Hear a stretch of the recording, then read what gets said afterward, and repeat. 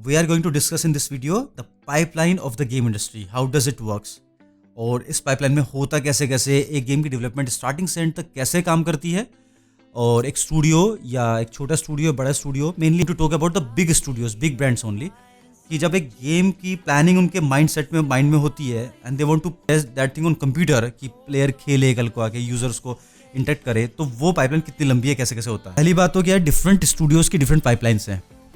अगर यूबीसॉफ्ट कुछ यूज़ कर रहा है ज़रूरी नहीं कि एक ही सेम पाइपलाइन हो,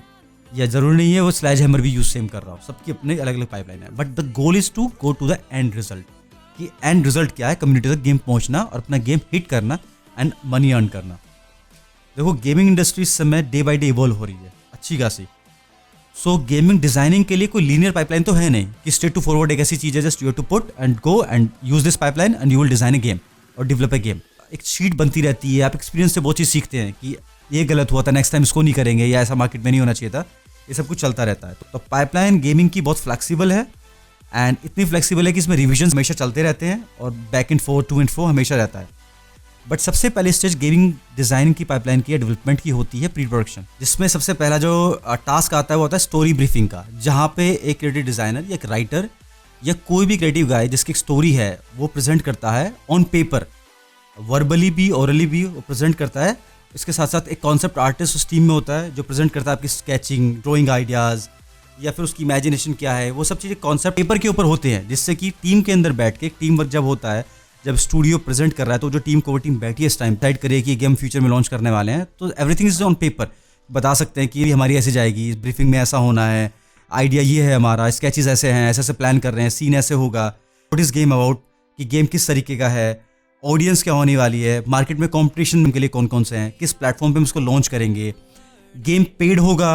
या गेम में इन गेम परचेजेस होंगी या फ्री होगा खेलने के लिए, हम इससे अर्निंग कैसे करेंगे, डेवलप होने में कितना टाइम लेने वाला है, रिक्वायरमेंट्स क्या है स्टाफ की, रिसोर्सेज की, एस्टिमेशंस क्या हैं, और इन सब चीज़ों का रिवीजन इस प्री प्रोडक्शन में चलता रहता है time to time. So it takes around 1 month to 4 months और 5 months sometimes, depends on the complexity, या कोई आपकी नए नए आइडियाज़ दिमाग में आ रहे हैं, तो इस व्याह पे ये कुछ भी टाइम ले सकता है, not a fix amount. As you heard sometimes एक गेम 5 साल में भी बन रहा है और एक गेम 8 महीने में भी कंप्लीट हो रहा है।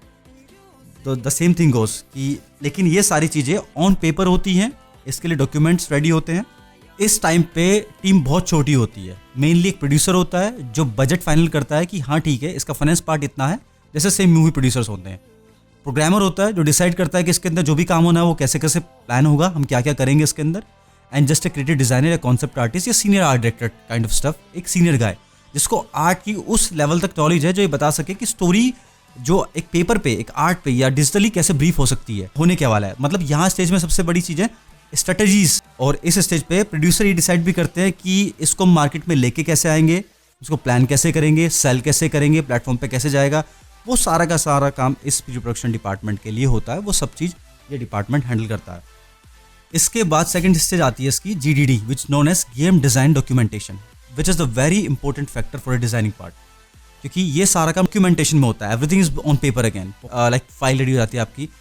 किसी गेम को डेवलप करने से पहले, क्योंकि यहाँ पे आपकी सारी कॉन्सेप्ट आर्ट, वो स्केचेस आपकी 50 स्केचेस भी हो सकती है, मे बी 5000 स्केचेस भी हो सकती हैं, पूरी स्टोरी का सीन हो सकता है कम्प्लीटली, उसका जॉनरा, इवन विजुअल्स के लिए आपकी जो फोटोज़ हैं, डिजिटल वीडियोज़ हैं, डिजिटल फोटोज़ हैं, या आपने कहीं से फोटोग्राफी करके कोई सीन को रेडी किया, या कभी ट्रिप पे गए, टीम ने ट्रिप पे भेजा, फोटोग्राफ्स आपने बहुत निकाल रखी हैं सीन्स की, शॉर्ट्स की, उनको कंपोजिट कर रखा है, वो सब प्रॉपरली एडिटिंग सॉफ्टवेयर के अंदर जाके कंपाइल होके ये दिखता है कि स्टोरी का लाइन क्या जाने वाला है, इसका जॉनर क्या रहेगा। यहीं पे डिसाइड होता है कैरेक्टर्स कैसे रहेंगे, हीरोज़, टीम्स कैसे कैसे डिसाइड होंगी, गेम के मैकेनिक्स क्या होंगे, गेम प्ले क्या होगा। ट्रेलर भी लॉन्च करते हैं इस टाइम पे आके, एक छोटा ट्रेलर 30 सेकंड, 35 सेकंड, 1 मिनट तक का ट्रेलर लॉन्च करते हैं, एक शॉर्ट वॉक थ्रू भी ले लेते हैं, जिससे कि वो ऑडियंस से ये जान सके कि ऑडियंस पसंद कर रही है इसको,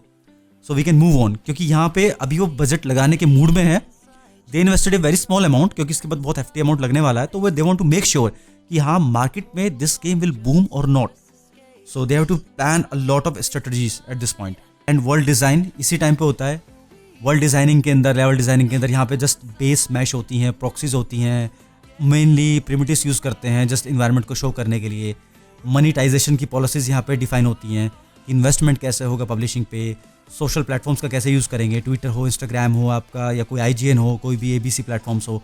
फंड रेज कैसे होगा, कोलैबोरेशन किसके साथ करना है, कौन स्टूडियो इन्वेस्टमेंट करेगा या किसके साथ वर्क के लिए कोलैबोरेशन करेंगे या अपना अलोन ही करने वाले हैं, ये सब GDD का काम है, गेम डिज़ाइन डॉक्यूमेंटेशन का। ये कंटिन्यूसली अपडेटेड डॉक्यूमेंट्स होता है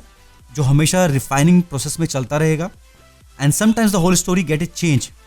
अगर वो कहीं फिट नहीं आउट करती। कई बार क्या होता है कि आपने पूरा प्लान किया, प्लान करने के बाद डिसाइड हुआ कि यार ये चीज़ है ना, ब्रीफिंग के टाइम तो अच्छा था, but when you are putting this into graphics this is not looking cool, we need to change the things. So हो सकता है पूरी स्ट्रेटजी आपकी, जितना काम आपने PP में किया था वो सब पूरा का पूरा रिवर्स हो जाए and you have to start accordingly once again. But ये सब GDD के अंदर होता है बिकॉज, और ये बहुत बड़ी फाइल रेडी होती है, डॉक्यूमेंटेशन है, not file in the sense कि आपके पेपर हाथ में पेपर है, बट डॉक्यूमेंटेशन लाइक ईमेल्स पे आपका प्रॉपर एक PPT रेडी रहता है जिसके अंदर आप उसको फ्यूचर में प्रेजेंट भी करते हैं। क्योंकि ये इतना इंपॉर्टेंट पार्ट है कि एक तो ये आपको बड़े स्टूडियोज़ के लिए ऑर्गेनाइज रखता है, आप प्लान कर पाते हैं चीज़ों को पहले से ही, और आपको पता होता है कि हमें हिट कहाँ करना है, किस टाइम में करना है, हमारा टारगेट क्या है, इन्वेस्टमेंट कैसे हो रही है, प्लानिंग कैसे चल रहा है, अचीवमेंट्स क्या है, स्टूडियो गोल्स क्या है, और हम रेज क्या करने वाले हैं। और GDD एक वो इंपॉर्टेंट पार्ट भी है स्टूडियो के लिए जिसको वो इन्वेस्टर को पिचिंग करने के लिए यूज़ करते हैं, because they can pitch to the investor to get the fund raise. एक गेम बनने के लिए 1000 करोड़ से ऊपर तक खर्चा निकल जाता है। सो दे आर गेटिंग 1000 करोड़, मे भी बड़े स्टूडियो हैं वो फिट करते हैं कि 1000 करोड़ की इन्वेस्टमेंट कर दें, बट सपोज इन फ्यूचर कोई डेवलपर आ रहा है जो भी ग्रो कर रहा है, उसके पास इतना पैसा नहीं है, but he can approach to Sony और माइक्रोसॉफ्ट और some other developer to get that much fund अगर उसके GDD में दम है। तो ये बहुत इंपॉर्टेंट एस्पेक्ट है।